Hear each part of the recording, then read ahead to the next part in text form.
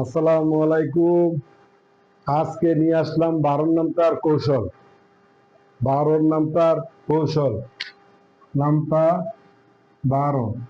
শিখার কৌশল হলো, প্রথমে আমরা লিখবো 1 2 3 4 5, স্লিপ হবে 6 7 8 9 10 11, স্লিপ হবে 12।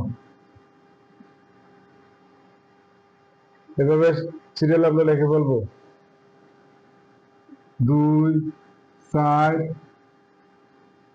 6 8 0, 2 4 6 8 0। তাহলে আমাদের হয়ে গেল 12 নম্বর।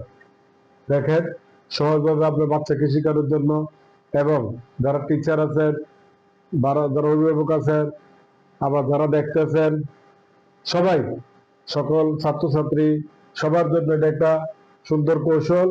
এই কৌশলে যদি লেখেন, আর বিশেষ করে ক্লাস 3 থেকে বা 2 থেকে 4 পর্যন্ত যে নাম্বারগুলো আসে, তারা নাম্বারগুলো দিতে খুবই সহজ হয়ে যাবে।